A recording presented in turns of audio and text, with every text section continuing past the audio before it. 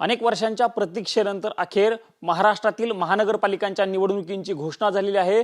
मुंबई महानगरपालिकेसह राज्यातील सगळ्या 29 महानगरपालिकेमध्ये 15 जानेवारीला मतदान होणार आहे। रवींद्र वायकर आहेत खासदार माझ्यासोबत बोलण्यासाठी। एकनाथ शिंदे यांच्या पक्षाचे स्वागत आहे।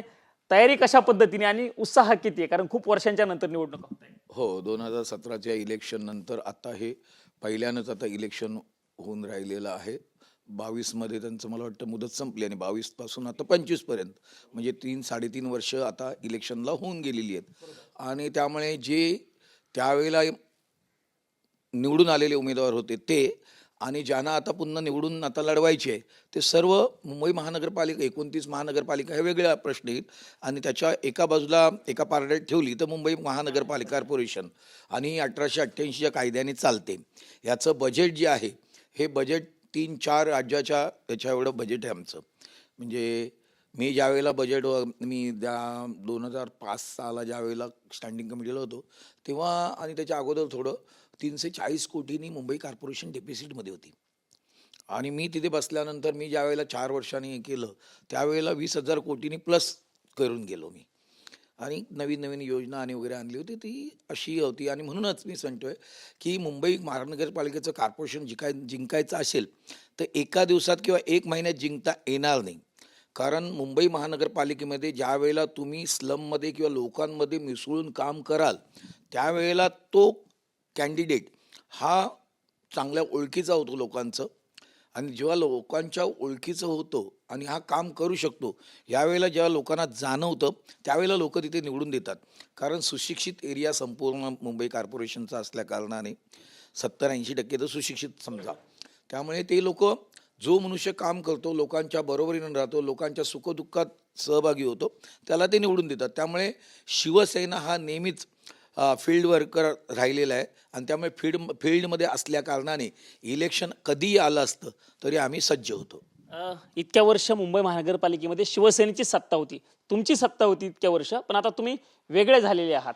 त्यानंतर होणारी ही पहिली महानगरपालिकेची निवडणूक आहे, त्याच्याकडे कसं बघता? आता वेगळे झाल्यानंतर सर्वच पक्ष वेगवेगळे झालेले आहेत त्यामुळे सर्वांनाच ही वेगळी आहे। त्यामुळे यामध्ये युती किंवा त्यांचं एकत्रीकरण काही पक्षांचं होण्याची शक्यता आहे। काही वेगळे लढतील काही एकत्र लढतील। त्यामुळे शिवसेना आणि भाजपांची युती आहे त्यामुळे ती एकत्र लढवली जाईल। महायुती म्हणून तुम्ही निवडणूक लढवणार आहात असं म्हणायचं? हो, 100%। अच्छा, पण तुम्ही जरी समोर महायुती म्हणून भाजपाने तुम्ही एकत्र निवडणूक लढवली असली तरी तुमच्या समोर 2 ठाकरे बंद होते। इतक्या वर्ष राज ठाकरे हे वेगळ्या पद्धतीने निवडणूक लढवत होते, पण आता राज ठाकरे आणि उद्धव ठाकरे एकत्र निवडणूक लढवतात, तो किती मोठा चॅलेंज आहे तुमचा? नाही, खरी गोष्ट आहे। तुम्हाला हे पर्सेंटेज वाईज पाहिलं पाहिजे। एखादा पक्ष जो असतो मेन त्याला किती % मतदान झालेलं आहे याचं कॅल्क्युलेशन बघितलं तर भाजपा असेल त्यांना योग्य तऱ्हेने 25% मतदान असेल, शिवसेना आहे त्यांना 25% मतदान असेल, काँग्रेस आहे त्यांना मतदान 25% झालेले आहेत। मग यामध्ये राज ठाकरेंची जी संघटना मनसे त्याला किती टक्के झालेलं आहे? मग ते त्यांचे 25% आणि यांचे टक्के हे 50%च्या वर जात आहेत का? तर नाही जात आहेत। नाही होते। मी आजही आम्ही माहिती घेतली। आज जेव्हा खासदार म्हणून आम्ही सर्व बसलो होतो त्यावेळेला विचारलं त्यांच्या खासदारांना सर्वांना मुंबईचे जे हो काँग्रेसच्या, तर ते म्हटले आम्ही वेगळं लढवणार आहोत। ही ब्रेकिंग बातमी देत आहे तुम्ही की काँग्रेस वेगळं? बसलो होतो आणि विचारलं जस्ट की बाबा काही नाही तर आमच्या कार्यकर्त्यांना लढायचं इंडिव्हिज्युअल, अशा पद्धतीने त्यांचं वक्तव्य होतं। त्यामुळे मला वाटत नाही करतो, त्यांना काय वाटते मला माहीत नाही आहे, पण मला वाटत नाही ते एकत्र लढतील। कारण हे पर्सेंटेज तुम्ही काउंट केले तर 50%च्या वर जाईल, तो जिंकून येईल। काँग्रेस जर समजा दोन्ही ठाकरेंसोबत नाही लढली तर त्याचा फायदा तुम्हाला होईल असं तुम्हाला वाटतं? तुम्ही कॅल्क्युलेशन केल्यानंतर तुम्हालाच कळून येईल। ते कॅल्क्युलेशन काढा मग कळेल तुम्हाला। मागच्या काही काळामध्ये उद्धव ठाकरेंनी ज्या पद्धतीने काम त्यांच्याकडनं कायम सांगितलं होतं की मुंबईमध्ये आम्ही मोठ्या प्रमाणावरती कामं केलेली आहेत, पण अनेक नगरसेवक जे उद्धव ठाकरे यांच्या सोबत होते ते आता एकनाथ शिंदे यांच्या सोबत आलेले आहेत। सो तुम्ही आता जो मगाशी मुद्दा मांडला होता की ग्राउंडवरती काम करणारा कार्यकर्ता आणि ओळखीचा, सो तेच पुन्हा जर नगरसेवक पदाचे उमेदवार असतील तर त्यांना म्हणजे तुमच्याकडे असणाऱ्या उमेदवारांना जास्त विश्वास दाखवेल जनता असं वाटतं? नक्कीच। त्यांनी आत्तापर्यंत जे निवडून आले आणि त्यावेळेला आले होते त्यांनी आत्तापर्यंत कामं केलेली आहेत ना। म्हणजे लोकांच्या समोर कोण आहेत? लोकांच्या समोर पावसाळ्यात कोण पुढे जातो, गटारं साफ करायला कोण जातो, पाणी द्यायला कोण जातो, खड्डे पडले तर कोण जातो, मुंबई महानगरपालिकेमध्ये रोज सकाळी जाऊन कोण कामं करतो, तर हे सर्व बघितलं जातं ना. म्हणून मगाशी पहिलाच प्रश्न सांगितला, लोकांच्या समोर तो उमेदवार कोणत्याही पक्षाचा असेल तो समोर असणं महत्त्वाचं आहे. शेवटचा प्रश्न विचारतो.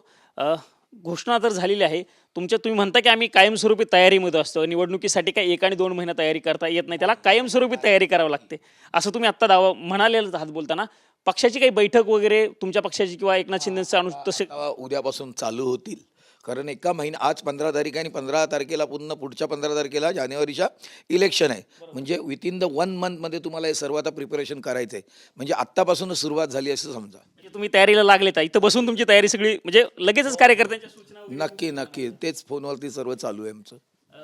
पायकर साहेब, आता जेव्हा 1 महिना बरोबर बाकी आहे, 16 तारखेला आपण जेव्हा भेटू पुन्हा निकालाच्या दिवशी, त्या दिवशी महायुतीचा महापौर मुंबई महानगरपालिकेमध्ये बसून तुम्ही आमच्याशी TV9शी बोलणार आहात? नक्की बोलेन ना.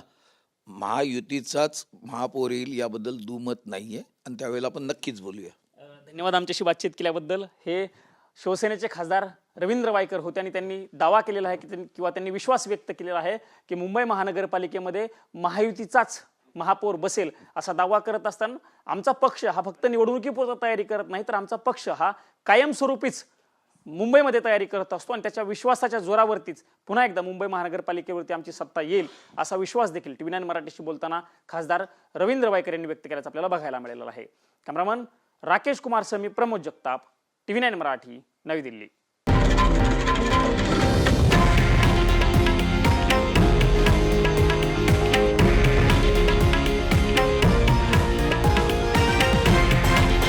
हे आहे देशातील नंबर 1 न्यूज नेटवर्क आणि आपण पाहत आहात TV9 मराठी, एकमेव.